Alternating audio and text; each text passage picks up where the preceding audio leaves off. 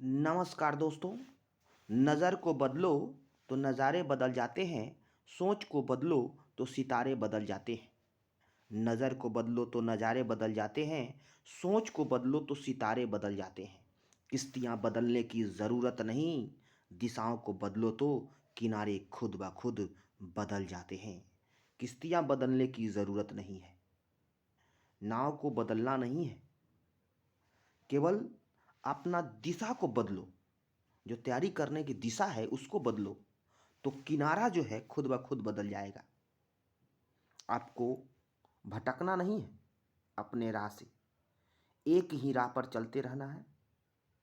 और एक चैनल हो, एक टीचर हो, उन्हीं से आप ज्ञान लेते रहिए, अर्जित करते रहिए। कोई भी टीचर आपको 100% नहीं दे देंगे, इसीलिए एक ही जगह फोकस करके आप अपना तैयारी करते रहिए। नहीं तो आप किश्तियाँ मतलब कि नाव बदलते रहिएगा और इस फेर में आपको कभी किनारा नहीं मिलेगा। इसलिए अपना दिशा को बदलिए। बहरहाल चलते हैं आगे। हम आज जिस टॉपिक पर बात करने वाले हैं वह है 2011 का जनगणना। 2011 के जनगणना के बारे में हम आपको बता दें कि आप देखिएगा कि ये वन लाइनर है। वन लाइनर हम लेकर के आए हैं। जैसे एक नंबर में लिखा हुआ है कि विश्व जनसंख्या दिवस 11 जुलाई को मनाया जाता है। तो इसको याद करने के लिए हम ट्रिक भी बनाए हैं। आप इसको याद रखिएगा। 11 जुलाई मतलब जनसंख्या को गिना जाता है, एक एक करके घर घर जा कर के मतलब गिना जाता है। मतलब कि इसको एक एक करके गिना जाएगा, या एक एक करके सब चीज़ जो है जुटाया जाएगा, सामग्री है ना। तो इसीलिए जुटाया जाएगा। तो जुलाई याद रखिएगा, एक एक करके जुटाओ मतलब जुलाई में मनाओ, है ना। उसके बाद भारत का जनगणना का विषय संघ सूची में सम्मिलित किया गया है। संघ सूची है ना। आप देखिएगा कि हमारे संविधान में जो अनुसूची है उसके 7वीं अनुसूची में ये लिखा हुआ है ना। 3 विषय है जिसमें संघ सूची, राष्ट्र सूची और समवर्ती सूची है। उसमें ये संघ सूची का जो केंद्र का जो विषय है ये जनगणना है। ये जनगणना जो है केंद्र कराती है ना। ये आगे देखिएगा, अगला है यहाँ ये संघ सूची का विषय है ना, जनगणना है ना। सबको संघ में मिला करके तब जनगणना कराया जाता है, गिना जाता है। ऐसे याद रखिएगा, संघ में मिला करके सबको गिना जाता है। पूरे भारत भर को मिला करके सबको गिना जाएगा और जनसंख्या कितना हुआ है ना वह बताया जाएगा। चलिए अगला है जनसंख्या अध्ययन को क्या कहते हैं।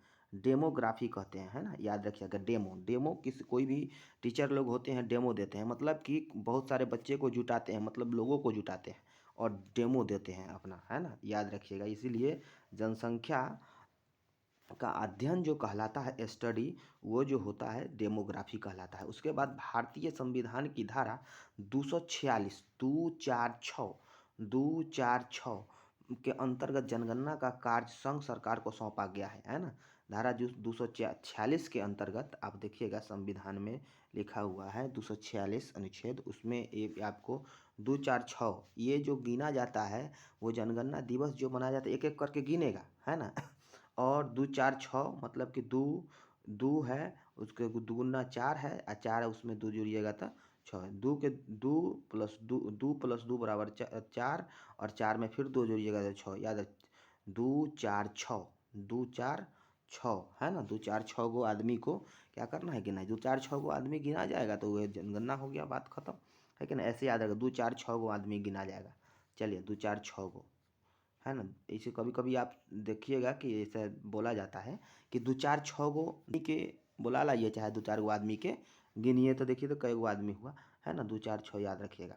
अगला देखिएगा कि अगला है भारत में पहली बार आंशिक जनगणना तत्कालीन गवर्नर लॉर्ड मेयो के काल में, मतलब कि मेयो के काल में 1972 में मेयो जो थे या गवर्नर गवर्नर थे, मेयो लॉर्ड मेयो 1972 में उसी समय जनगणना कराए थे। आंशिक जनगणना जिसको कहते हैं अनियमित जनगणना, है ना। याद रखिएगा, अनियमित जनगणना का है या आंशिक जनगणना का है, वो जो हुआ था 1972 में कराया गया था भारत में ही, है ना, लॉर्ड मेयो के शासनकाल में, याद रखिएगा लॉर्ड मेयो का। और लॉर्ड मेयो जो थे यहीं पर इनकी मृत्यु हो गई थी अंडमान निकोबार में, याद रखिएगा, मार दिया गया था मतलब वहाँ के जनजातियों के द्वारा। चलिए अब आते हैं आगे, देखिएगा कि 1972 में, याद रखिएगा सबसे पहले भारत में जनगणना स्टार्ट हुआ था तो 1972 में स्टार्ट हुआ। कब स्टार्ट हुआ था? 1972 में, याद रखिएगा, शुरू में 1972, है ना, 7/2, याद रखिएगा 1972 में हुआ था, ये आपको याद रखना है। लॉर्ड मेयो के शासनकाल में वो आए थे, और याद रखिएगा मेयो, याद रखिएगा मेयो मेयो करके क्या किए कि उसको गिने थे, है ना, सबसे पहले मेयो, है ना, कि कै गो आदमी है, तब जा कर के हम क्या करेंगे कि मतलब उसको मतलब आगे बढ़ेंगे, मेयो मेयो, है ना, याद रखिएगा। लॉर्ड रिपन द्वारा नियमित प्राधिकृत रूप से 81 में पहली बार गई थी, मतलब कि आधिकारिक रूप से अगर जनगणना नियमित कराया गया था तो ये 81 में कराया गया था, है ना, याद रखिएगा 1881 में, 1872 में कराए थे 1800, ये कराए थे यहाँ पर सॉरी, यहाँ 1972 लिखा हुआ है, ये जो होगा ना 1872 होगा, याद रखिएगा दोस्तों, ये याद रखिएगा, ये हम होगा क्या चीज़, 1872 होगा, यहाँ 1900 मिस्टेक हो गया है, 1972 नहीं होगा, 1872 होगा। अगला देखिएगा, ये लॉर्ड रिपन के शासनकाल में याद रखिएगा सबसे पहले ये रिपन के शासनकाल में 1881 में पहली बार जनगणना कराया गया था। रिपन के शासनकाल में जो नियमित रूप से, नियमित नियम एकदम नियम कानून बना करके जो अब 10 साल पर जनगणना कराया जाएगा, गिना जाएगा कितना व्यक्ति हैं हमारे देश में, भारत में कितना व्यक्ति हैं, वह नियमित रूप से जनगणना कराया 1881 में, याद रखेगा 81, तब 91 में हुआ, 1901 में हुआ, उसके बाद 1901 हो गया, 1911 हो गया, 1921 हो गया, 31 हो गया, ऐसे करके लगातार जो है अभी तक जनगणना होते आ रहा है 1981 से। अगला देखिएगा, ये पहली बार कराया गया था रिपन के शासनकाल में। देखिएगा कभी भी हम लोग अगर नियमित रूप से कोई भी चीज़ काम करना या स्टार्ट करते हैं नियम कानून बना करके, तो हम सबसे पहले फीता काटते हैं, रिबन जिसको कहते हैं, रिबन कहिए या फीता कहिए, है ना। तो रिपन के शासनकाल में याद रखिएगा, रिपन के शासनकाल में रिबन काटे थे, याद रखिएगा 81 में, है ना, काशी में, ये ना कहिएगा कि काशी में काटे थे, है ना, बनारस में काशी है, 81 में काटे थे, काशी में नहीं, 81 में। रिपन के शासनकाल में, भारतीय में है काशी, है ना, काशी में 81 में काटे थे, काशी में नहीं।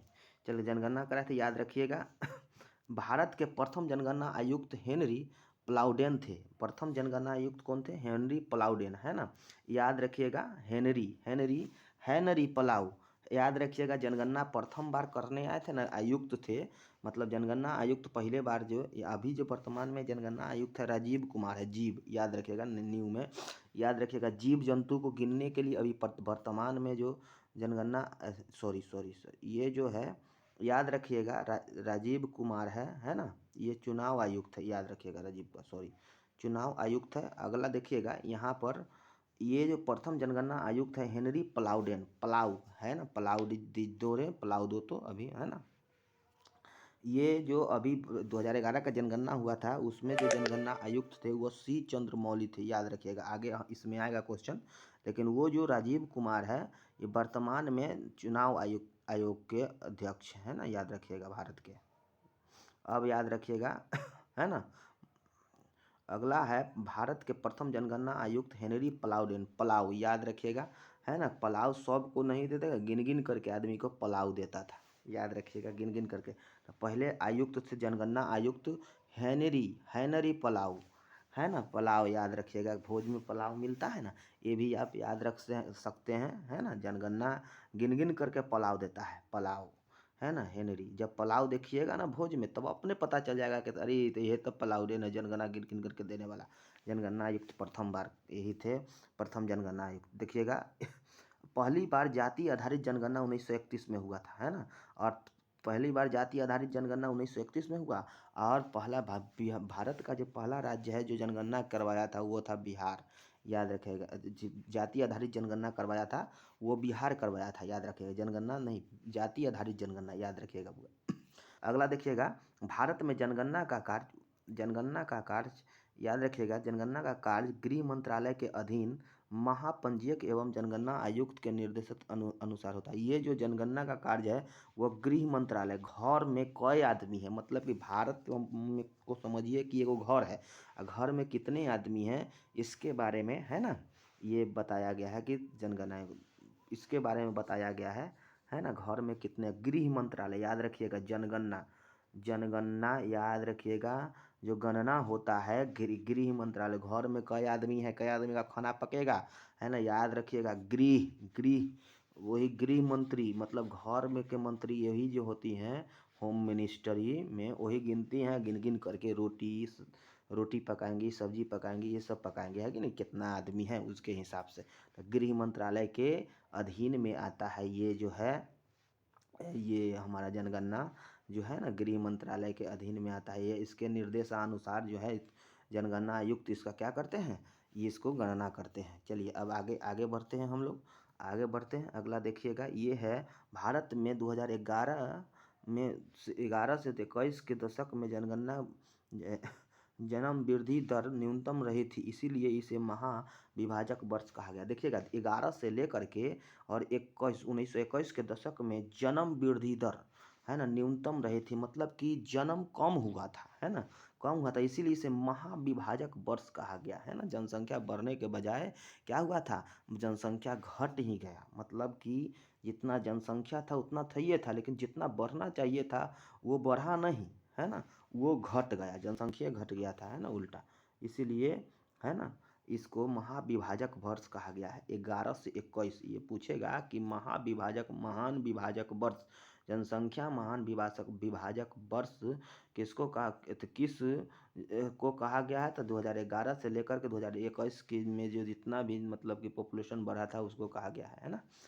याद रखिएगा, जनगणना हुआ था 1921 में, 1921 की जनगणना को महाविभाजक वर्ष कहा गया है, याद रखिएगा। वर्ष 1951 में जन्म वृद्धि दर अधिकतम रही थी, इसीलिए इसे लघु विभाजक वर्ष कहा गया है ना। देखिएगा, जन्म वृद्धि दर मतलब कि जन्म ज़्यादा हो गया था, इसीलिए इसे लघु विभाजक वर्ष कहा गया है ना। जन्म वृद्धि दर अधिकतम रही थी, इसीलिए उसे लघु विभाजक वर्ष कहा गया है, याद रखिएगा, लघु विभाजक वर्ष कहा गया। जन्म वृद्धि दर जो था वह अधिकतम रहा था। अगला देखिएगा कि स्वतंत्र भारत के पहली जनगणना 1951 में कराया गया। स्वतंत्र भारत का जो पहला जनगणना था 1951 में कराया गया था। कब कराया गया था, 1951 में कराया गया था। इसे 14 सवाल सम्मिलित थे। कितना सवाल सम्मिलित थे, 14, 51 में 14, याद रखिएगा, है ना, ऐसे करके 51 में 14 सवाल सम्मिलित थे। और भारत में प्रथम कंप्यूटरीकृत जनगणना 2001 में हुआ था। 2001 में कंप्यूटरीकृत जनगणना कहने का मतलब हुआ कि कंप्यूटर से जो जनगणना हुआ था वो जो है 2001 में हुआ था, है ना, याद रखिएगा, 2001 में कंप्यूटरीकृत जनगणना हुआ था। अगला है 2011 की जनगणना भारत की 15वीं जनगणना है। कितनी जनगणना है 2011 की जनगणना भारत का, स्वतंत्र भारत का 7वीं जनगणना है। कितनी जनगणना है, 7वीं जनगणना। 2011 वाला 7वीं और 2011 वाला जो है, अगर हम कहेंगे कि 2011 की जनगणना भारत की 15वीं जनगणना है। 2011 की जनगणना स्वतंत्र भारत कहेगा, सॉरी यहाँ पर लिखा हुआ है स्वतंत्र भारत, है ना, स्वतंत्र भारत का जो है 7वीं जनगणना है 2011 वाला। और कुल मिलाकर के देखेंगे तो 15वीं जनगणना हो जाएगा, याद रखिएगा। 2011 की जनगणना में कुल 29 विषय पूछे गए थे, याद रखिएगा। 51 वाला में थी जो था वो 14 विषय था। कितना विषय था यहाँ पर लिखा हुआ है ना। 51 वाला में जो स्वतंत्र भारत का पहली जनगणना 51 में हुआ था, जिसमें 14 विषय था। ए में 14 दूना 28, एक बढ़ा दिया, है ना, एक बढ़ा दिया, 14 दूना 28 करके एक बढ़ा दिया, 29 विषय था। ये पूछा हुआ क्वेश्चन है। और सी चंद्रमौली 2011 के जनगणना के उच्चायुक्त थे, याद रखिएगा, आयुक्त थे, है ना, जनगणना आयुक्त कौन थे, सी चंद्रमौली, याद रखिएगा। 2011 के जनगणना के चंद्रमौली, है ना, चंद्र, याद रखिएगा। जनगणना ऊपर से मतलब कि याद रखिएगा, ये सी चंद्रमौली जनगणना आयुक्त थे, ए सी चंद्रमौली। अगला देखिएगा, अगला हो जाएगा पॉइंट यहाँ पर, भारत में विश्व की 17.5% जनसंख्या निवास करती है। विश्व की 17.5% जनसंख्या जो है, विश्व में जितना जनसंख्या है ना, 17.5% जनसंख्या भारत में ही है, याद रहे 17.5 है ना। और विश्व का जो केवल इतना 2.4% जो है भूभाग पर विस्तृत है। ये जो भारत जो है, भारत है 2.4%, मतलब जमीन कम है, 2.4 है प्रतिशत है, लेकिन जनसंख्या जो है 17.5% है। जनसंख्या कितना है? 17.5%। जमीन जो है कम है और जनसंख्या ज़्यादा है कि नहीं? याद रखिएगा। नागालैंड एकमात्र ऐसा राज्य है जहाँ जनसंख्या में कमी आई थी, है ना। वहाँ पर क्या हुआ था कि जनसंख्या बढ़ना चाहिए था, लेकिन वहाँ पर जो जनसंख्या हुआ नागालैंड में, वो 2011 में वो कमिए गया था। भारत की जनगणना 2011 के अनुसार, है ना, याद रखिएगा, भारत की कुल जनसंख्या जो है 121 करोड़ दशमलव 21 करोड़ है। याद रखिएगा, ये मोदी जी हमेशा बोलते रहते हैं कि 121 करोड़ जनसंख्या, है ना। याद रखिएगा, विश्व की कुल जनसंख्या में भारत का कितना प्रतिशत है ना, 17.5%। ये तो बताइए दिए हैं। विश्व क्या में 17.5% है। दशकीय जन्म वृद्धि दर जो है, दशकीय जन्म वृद्धि दर 17.7%, मतलब कि 18 करोड़ बढ़ गया था। दशकीय वृद्धि दर हुआ था, मतलब कि 2001 में जो जनसंख्या था उससे ज़्यादा हो गया था, 18 करोड़ ज़्यादा हो गया था। कब? 18 करोड़ ज़्यादा हो गया था जो है, मतलब 2011 में। एक में जितना जनसंख्या था उससे 18 करोड़ ज़्यादा हो गया था, है ना। उस ज़्यादा हो गया था। कुल मिलाकर के परसेंटेज में कहें 17.7%, 17.7%। याद रखिएगा, ये जो है जनसंख्या भारत के प्रतिशत में, यहाँ देखिएगा कुल जनसंख्या में भारत का प्रतिशत जो है, पूरा विश्व में जितना जनसंख्या है ना, उसमें भारत जो है 17.5% जनसंख्या रखे हुए है। लेकिन यहाँ पर अगर आप देखिएगा कि यहाँ आप देखिएगा कि ये जो है 7.5%, यहाँ देखिएगा थोड़ा कि ये जो है 17.7% जो है यहाँ जो है दशकीय वृद्धि दर है। ये 2001 से लेकर के 11 के बीच में बढ़ा है जनसंख्या 17.7%। ये भी क्वेश्चन पूछा हुआ है। आगे देखिएगा कि वार्षिक जन्म वृद्धि दर कितना है, ये 1 दशमलव जितना है ना। वार्षिक यानी वर्ष में, एक वर्ष में कितना बढ़ा, तो 1.64% बढ़ा। भारत में पुरुष की जनसंख्या 62.31 करोड़ है ना। और महिला की जनसंख्या 58.47 करोड़ है। सर्वाधिक जनसंख्या वाला राज्य उत्तर प्रदेश, महाराष्ट्र और बिहार। उत्तर महादेव, याद रखिएगा, उत्तर महादेव, बिहार और बंगाल। यहाँ पर क्या हो जाएगा? बंगाल भी हो जाएगा। बंगालवा, याद रखिएगा, बंगालवा, है ना, बंगालवा। अब ये जो है ये जो सर्वाधिक जनसंख्या वाला राज्य है उत्तर प्रदेश, है ना, 16.6%। महाराष्ट्र 9.42%। और बिहार 8.7%। सर्वाधिक जनसंख्या वाला राज्य जो है, सबसे पहले उत्तर प्रदेश है, और सबसे कम हो जाएगा सिक्किम हो जाएगा। याद रखिएगा। और ये महाराष्ट्र हो जाएगा, उत्तर तो महादेव से महाराष्ट्र, और बिहार और बंगालवा। याद रखें, उत्तर महादेव, बिहार और बंगालवा। उत्तर मतलब कि उत्तर प्रदेश, है ना। महादेव मतलब महाराष्ट्र, बिहार और बंगालवा। याद रखिएगा, ये है ट्रिक। याद, न्यूनतम जनसंख्या वाला राज्य सिक्किम, मिजोरम, अरुणाचल प्रदेश। सिक्किम, मिजोरम, अरुणाचल प्रदेश, है ना। याद रखिएगा, ये सिक्किम, मिजोरम, ये अरुणाचल प्रदेश हो जाएगा। सिक्किम, ये मिजोरम, ये अरुणाचल प्रदेश, ये याद रखिएगा, है ना। मिजोरम, मिजो है, सिक्किम है, सिक, है ना। सिख हो गया तो उसको मजने लगा, है ना। तो अरुण को क्या किया? अरुण, सिख हो गया, मजने लगा, अरुण, है ना। कौन मजा? सिख हो गया, मजने लगा, अरुण, मतलब कि बीमार पर। सिख मतलब क्या होता है? बीमार पड़ गया था, है ना।